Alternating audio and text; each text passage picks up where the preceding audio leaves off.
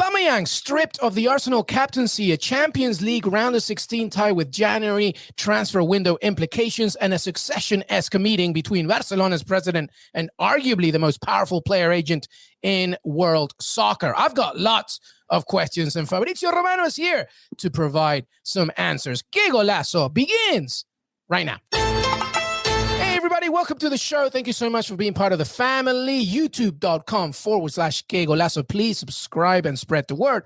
Apple Podcasts, please leave a rating and review. Spotify and anywhere else you listen to your pods. We're also on CBS Sports and your CBS Sports app. Fabrizio Romano joins the show. Fab, I am wearing Inter Milan Ronaldo Fenomeno just for you. How are you? I love Ronaldo in particular. I'm fine, my friend. I'm great and really looking forward to this football and transfers week because January is coming. January is coming. Just like in Game of Thrones, winter is coming, January is coming, and here we are. So, Fab, there's lots to discuss, but first, let's get everybody into the latest news. Let's begin with MLS. MLS obviously wrapped up, NYCFC champions for the first time in their history. Anything regarding MLS? Has it gone quiet? Are things circulating specifically, I guess, with the big names, right? Tati Castellanos, Pepi. What do you have for me? Yes, for Tati Castellanos, we have this link around about West Ham. I'm working on it to see what are the reactions. At the moment, it's still a bit quiet on this side. So let's see if I will have some breaking news or some update. I will be ready to tell you, but at the moment, we know that West Ham are not super fast with transfers. They always work like this.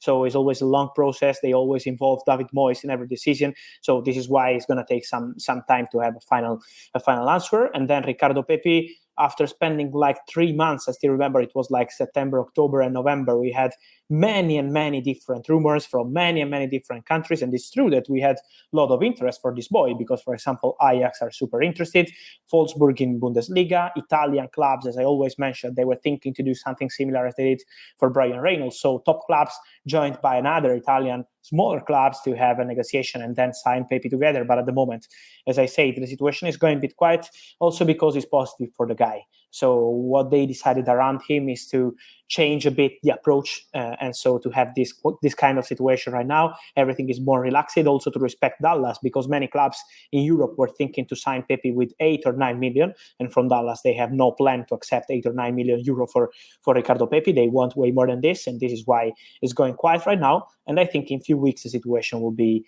open for these clubs to jump into the race and maybe complete the negotiation.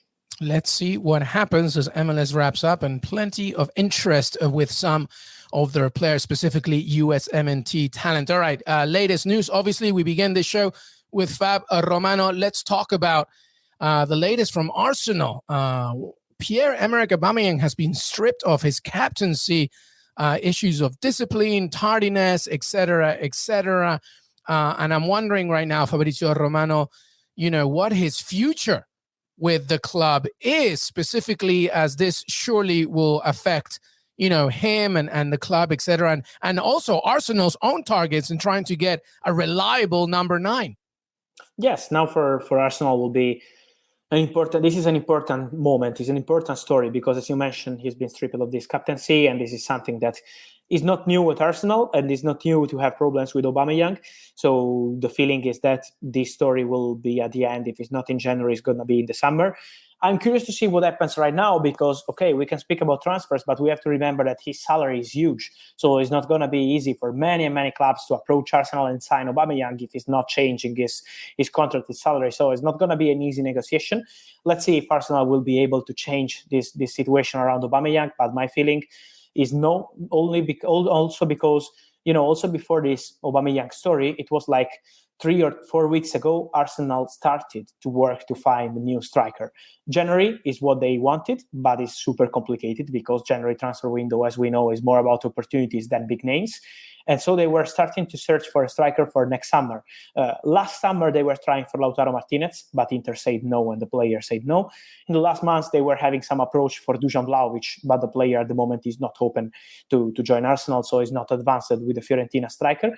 let's see what happens in the coming months. If Arsenal will be able to find a new striker for January, or if they will wait for the summer. But they want a new number 9. They want a new face for Arsenal project, and this is why I feel that at the end of the season, if not in January, they will find a solution for Aubameyang.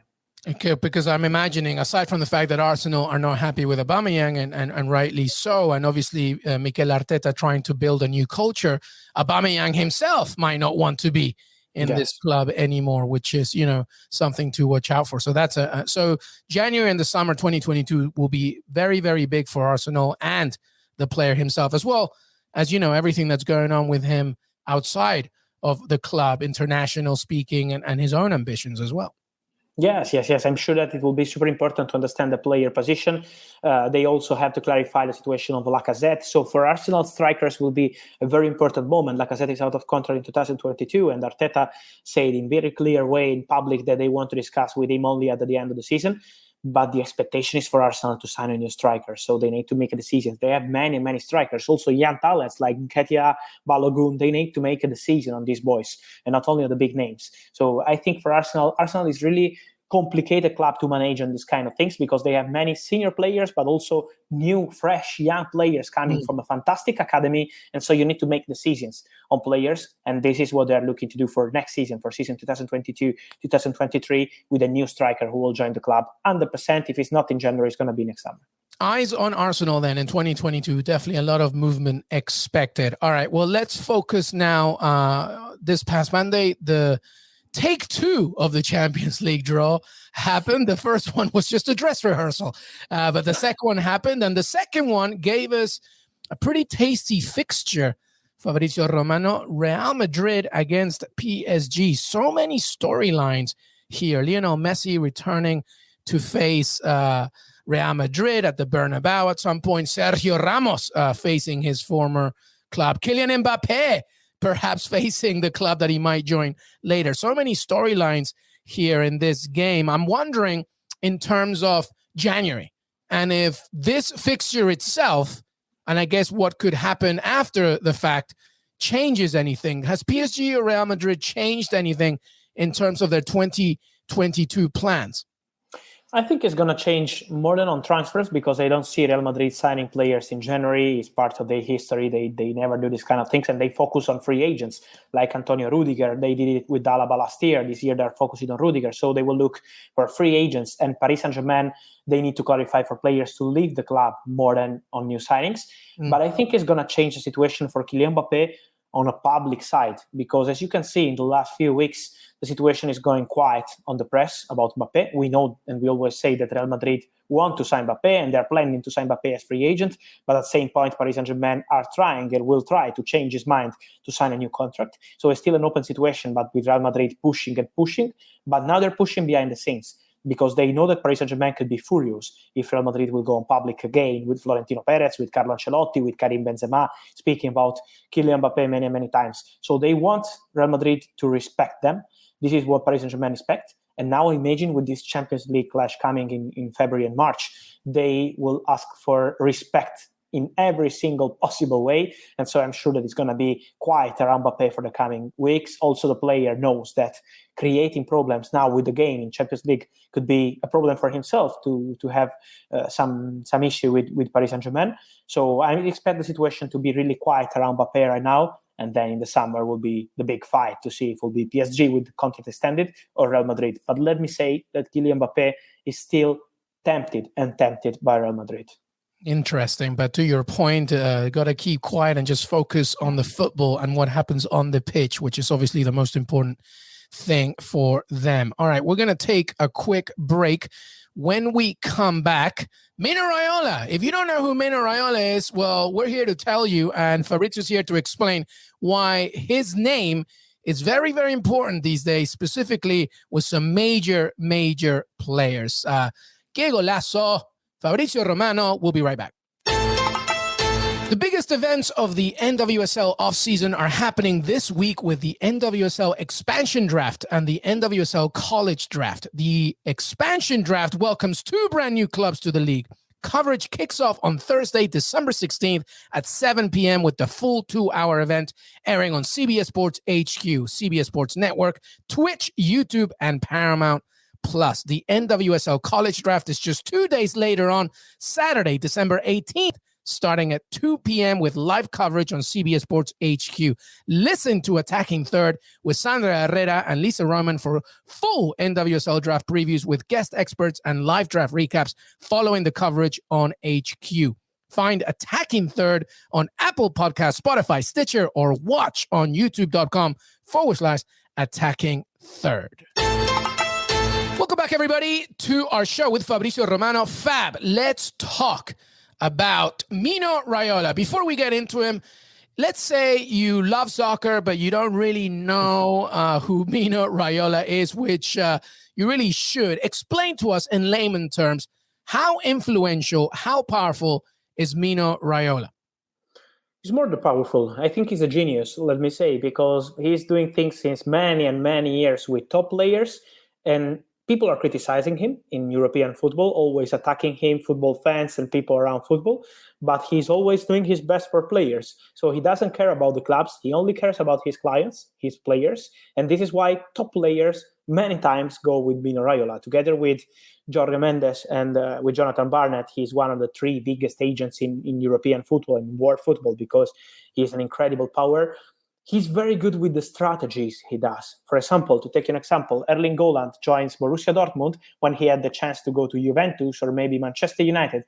And he says, let's go to Borussia Dortmund, but with a release clause of 80 million in 2 years. And now this clause that is going to be valid in summer 2022 looks like an incredible opportunity. It's like a candy shop now for Haaland, and it's like a candy shop for money too, because it's going to be huge money for Haaland, for Mino Raiola, and for Borussia Dortmund too. So it's been an incredible strategy, and he's very good with this, with the strategy he does for his clients. And this is why top players are with him. We can mention many that he had. For example, Pavel Nedved, and now he's working with Juventus as vice president, but he's been a key client of Mino Raiola. He won the Ballon d'Or, so you're talking about a legendary player, but he already has many players for the future. So he's doing an incredible job, but his mentality is always to fight with the clubs to have the best deal for his clients. And it's not always easy to find this kind of agents, because many big agents we have in Europe are very good for the clubs and very good for the players. But he always wants the best for his clients. This is why he's different. Give me a little list of who he represents. You mentioned Erling Haaland. Who else does he represent? We can mention many. Paul Pogba. Also, we can mention Marco Verratti. We can mention Gianluigi Donnarumma. We have really many and many players. Zlatan Ibrahimovic, I believe. Zlatan Ibrahimovic, legendary, yes, of course, always been with him. Also, players that will be for the future, because it's very good to find players for the future. For example, Xavi Simons, midfielder of Paris Saint-Germain. Mazraoui of Ajax, right back, interesting player. Stefan De Vrij, centre back of Inter, who is doing great in Serie A since many, many years. He has many and many clients. We could spend the whole day mentioning players with him, and they are all top players. Alessio Romagnoli is the captain of AC Milan. So he has many and many players in Italy, and not only in Italy, also in Dutch leagues. For example, Ryan Gravenberch, the midfielder of Ajax, who will be the next big thing coming from Dutch football. Yeah. Many and many players, many and many talents. Well, the other part that you mentioned there, Fab, that I think is also really important to remember is he's very good at building relationships. And I think that's a very important thing for him as he deals with clubs. And one particular relationship he has is with Joan Laporta, the Barcelona president. And they had a meeting, and you have explained it already on your program and your shows. Here we go. And of course, Twitter. And I would love to know, and the audience, tell us, the Qué Golazo viewers and listeners as well, just the meaning behind this meeting. I presume it was obviously, well, I don't presume, as you mentioned, it's Erling Haaland-esque, right? A meeting regarding him, but possibly other players. Is that right? Yes. First of all, the relationship is the key word, as you mentioned, because the relationship between Joan Laporta, Barcelona president, and Mino Raiola is incredible.